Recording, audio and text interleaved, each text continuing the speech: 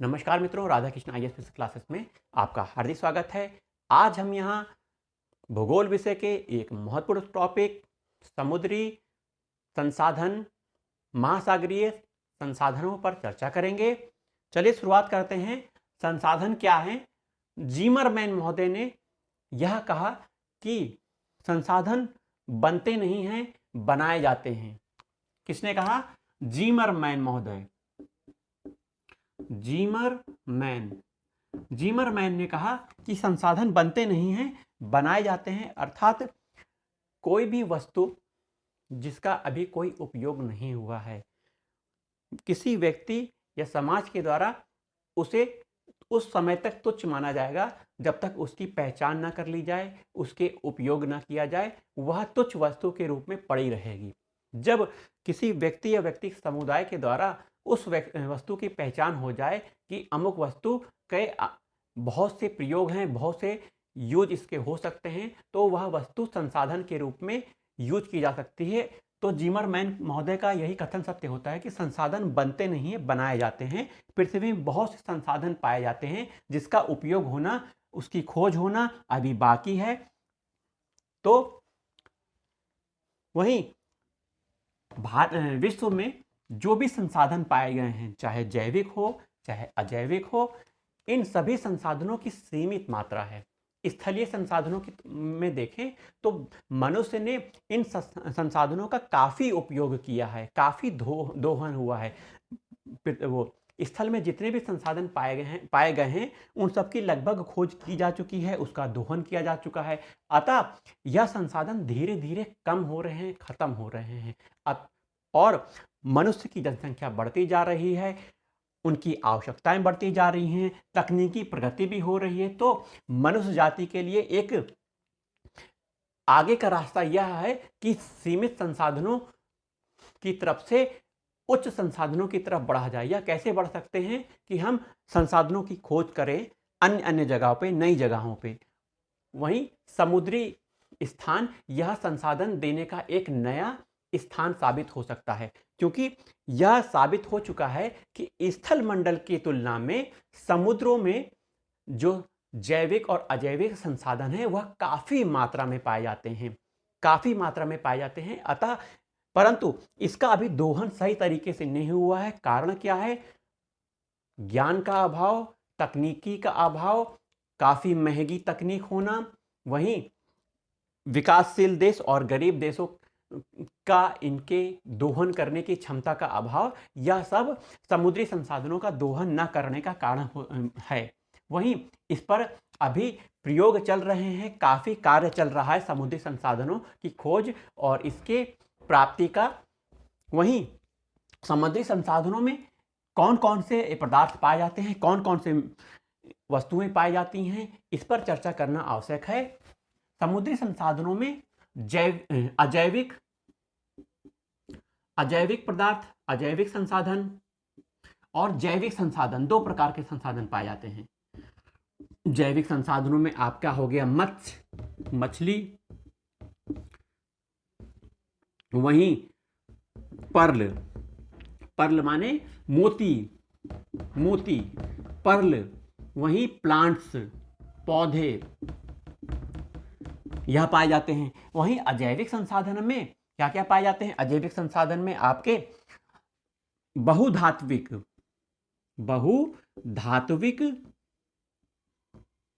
Noodle पाए जाते हैं, बहुधात्विक न्यूडल पाए जाते हैं। वहीं निकेल,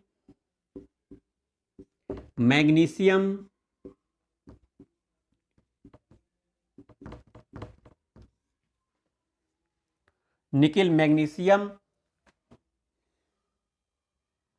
साल्ट, कोरल,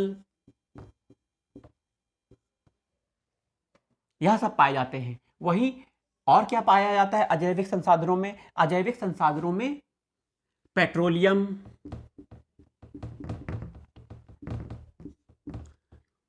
और प्राकृतिक गैस,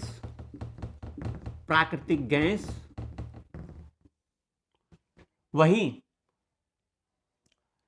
अजैविक संसाधनों में बहुत सी ऊर्जा भी प्राप्त होती है, जैसे समुद्रों से जो लहर ऊर्जा प्राप्त होती है, ओटेक ऊर्जा जो समुद्र के ऊपर का जो तापमान होता है और नीचे का जो तापमान होता है उस तापमान में काफ़ी अंतर पाया जाता है, लगभग 20 डिग्री सेल्सियस तक तापमान में अंतर पाया जाता है। इस तापमान के अंतर के द्वारा हम ऊर्जा का उत्पादन करते हैं जो कि ओटेक कहलाता है। क्या कहलाता है?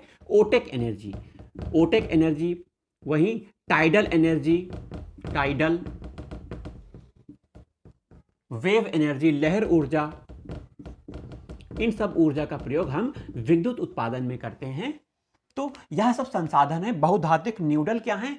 समुद्र में बहुधात्विक न्यूडल आलू के आकार के यह बहुधात्विक पदार्थ बनते रहते हैं जिसका दोहन कई देशों की सरकार कर रही हैं। बहुत इंपॉर्टेंट चीज होती है। वहीं निकिल, मैग्नीशियम जैसे धात्विक पदार्थ भी बहुत सारे, निकिल मैग्नीशियम जैसे बहुत धात्विक पदार्थ पाए जाते हैं।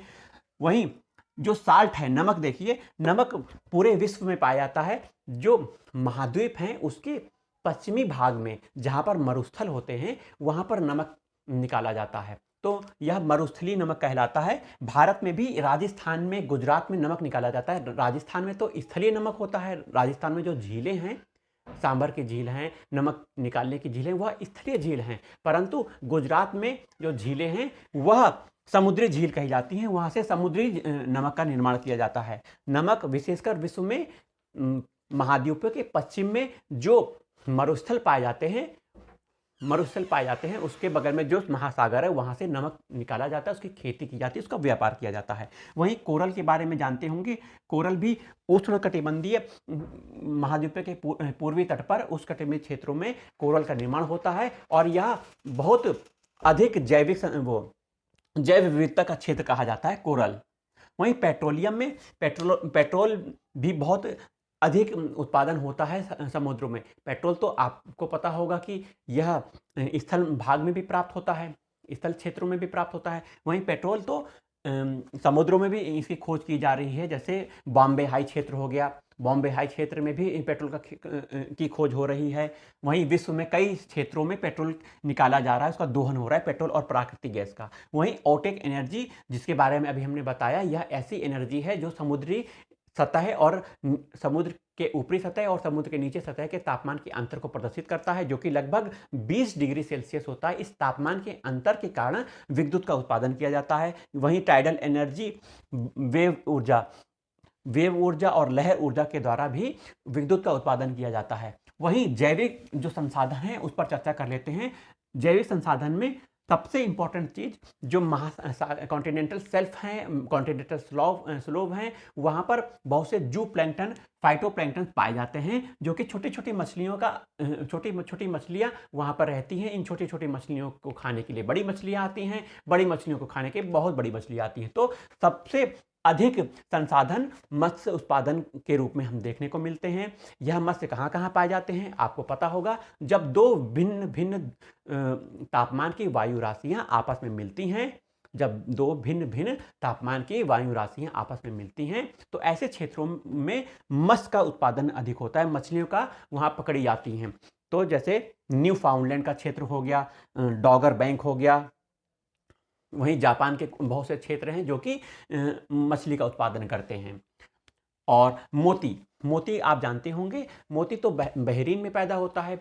मोतियों का देश बहरीन कहा जाता है। परंतु इराक और ईरान के बीच जब युद्ध हुआ था तो वहाँ की दोनों देशों ने एक दूसरे के वो पेट्रोल के टैंकर, प्राकृतिक संसाधनों के जो टैंकर हैं, पेट्रोलियम और डीजल के जो टैंकर है उनको मतलब एक दूसरे समुद्र में गिरा दिया था, तो समुद्र में इनका नुकसान हो गया था। तो मोती वहाँ से चलते चलते फिर कहाँ आ गए? मोती वहाँ से फिर लक्षद्वीप, मन्नार की खाड़ी, अंडमान जैसे में भी पाए गए। मोती की संख्या बहरीन में कम हो गई। वहीं मोती धीरे धीरे यहाँ, इसका अर्थ यह है कि हम यह समझाना चाह रहे हैं कि बहरीन के अलावा कहाँ कहाँ मोती पाया जा रहा है। लक्षद्वीप हो गया भारत का, वहीं आपका मन्नार की खाड़ी हो गई, यहाँ मोती मिलती है। आपका अंडमान में भी मोती मिलेगी। दक्षिणी चीन सागर भी मोती के लिए बहुत फेमस है। वहीं जापान का क्षेत्र अगर आप जाएंगे तो जापान के क्षेत्र में भी मोती मिल जाएगी। वहीं मोती की कुछ मात्रा हमें ऑस्ट्रेलिया, न्यूजीलैंड के क्षेत्रों में भी हमें देखने को मिलती है। तो यह मोती का क्षेत्र हो गया। वहीं पौधों में बहुत से जो समुद्री जो पौधे हैं उसकी जो संसाधन है वह पृथ्वी के पौधे संसाधनों के अधिक मात्रा में पाई जाती है। इसकी विविधता भी अधिक होती है पौधे की, समुद्री पौधों की। इसके विभिन्न उपयोग होते हैं, जैसे कैंसर के उपयोग के लिए जो पौधे पाए जाते हैं वह समुद्र में विशेषकर मिलते हैं। वहीं स्पाइरुला, क्लोरेला जैसे पौधे भी पाए जाते हैं। स्पाइरुला,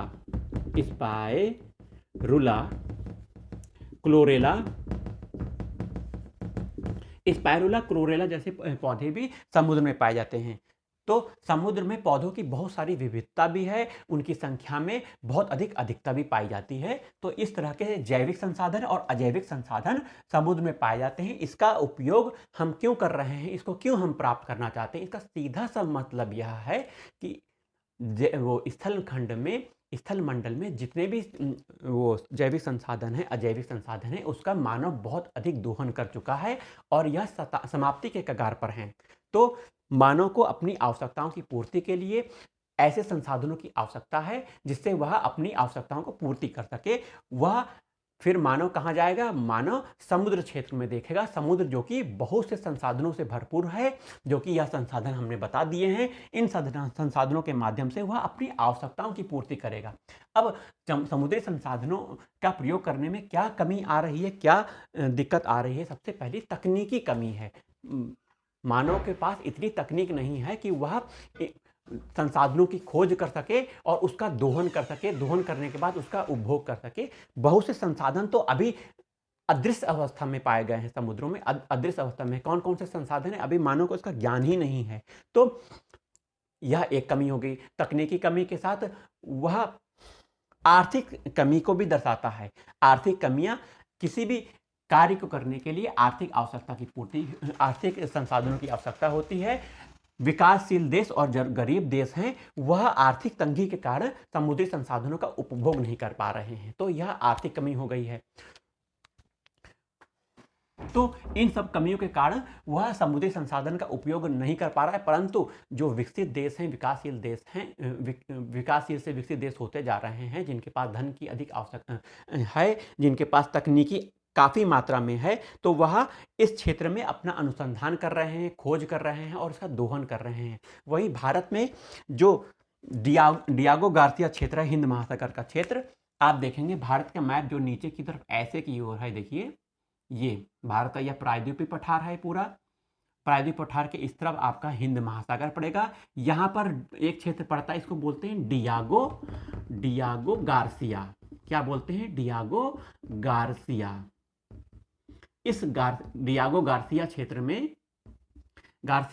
में लगभग 1.5 लाख वर्ग किलोमीटर क्षेत्र में 1.5 लाख वर्ग किलोमीटर क्षेत्र में अंतर्राष्ट्रीय समुदाय द्वारा भारत को एक छूट दी गई है कि आप इस क्षेत्र में संसाधनों का खोज करिए, उसका दोहन करिए और जो संसाधन आपको प्राप्त हो रहे हैं उसमें 1.5 लाख वर्ग किलोमीटर में 75,000 वर्ग किलोमीटर क्षेत्र का संसाधन आप अपने पास रखिए और 75,000 का संसाधन आप अंतर्राष्ट्रीय समुदाय को प्रदान कर दीजिए। तो 50-50 पार्टनरशिप हुई है। डियागो गार्सिया क्षेत्र जो कि हिंद महासागर का क्षेत्र है, इस क्षेत्र में भारत को समुद्री संसाधनों के उपयोग और उसका का दोहन और उसके उपभोग करने की छूट मिली हुई है, अंतर्राष्ट्रीय समुदाय के द्वारा यह दी गई है। तो यह आज का टॉपिक हो गया समुद्री संसाधन। बहुत इंपॉर्टेंट टॉपिक है प्रारंभिक परीक्षा और मुख्य परीक्षा के लिए। जय हिंद, जय भारत।